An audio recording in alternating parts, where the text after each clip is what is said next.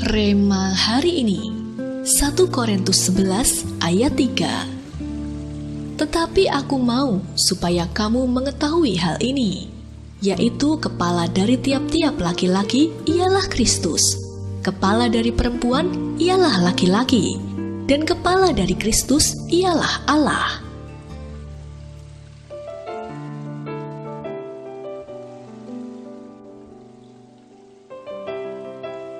Bagi yang sedang bepergian ke suatu daerah yang baru, pasti akan sangat membutuhkan fitur navigasi seperti Google Maps atau Waze, supaya tidak tersesat.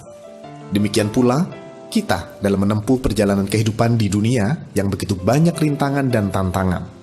Kita sangat membutuhkan tuntunan Roh Kudus setiap saat, termasuk dalam menjalankan peran kita sebagai ayah dalam keluarga, sehingga kita dapat menjalankan fungsi kita sebagai ayah sesuai dengan ketetapan Tuhan.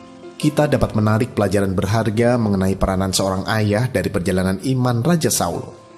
Kedekatan Raja Saul dengan Tuhan tercermin dari penamaan kelima anaknya secara berurutan.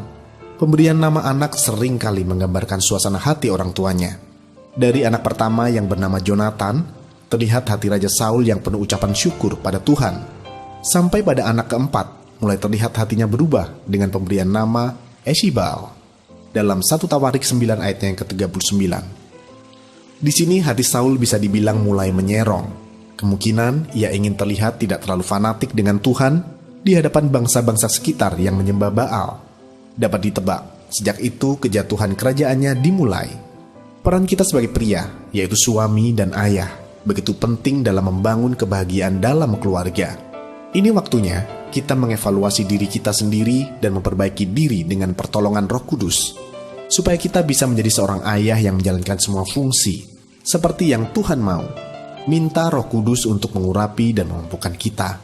Minta Bapa Surgawi memberikan anugerahnya supaya kita bisa jadi ayah yang baik bagi anak-anak kita, bahkan suami yang baik bagi istri kita. Percayalah, waktu kita berserah dan berseru kepada Tuhan serta meminta pertolongan dan anugerahnya, maka kita akan dimampukan menjadi ayah dan suami yang jauh lebih baik lagi. Hal apa yang kita paling butuhkan untuk dapat menjalankan peran sebagai ayah? Mengapa penting bagi kita untuk meminta pertolongan Roh Kudus dalam menjalankan peran kita sebagai ayah? Bagaimana cara Anda agar dapat menjadi seorang ayah yang berhasil dalam menjalankan peran Anda di keluarga? Bapa, kami bersyukur untuk Roh Kudus yang tinggal dalam hidup kami. Tanpa Roh Kudus-Mu, kami tidak akan dapat menjalankan peran kami dengan baik. Biarlah melalui hidup kami, anak-anak kami semakin dekat dan melekat kepadamu. Di dalam nama Tuhan Yesus, kami berdoa. Amin. Untuk bisa menjalankan peran seorang ayah yang begitu besar dan penting, kita perlu pertolongan Roh Kudus.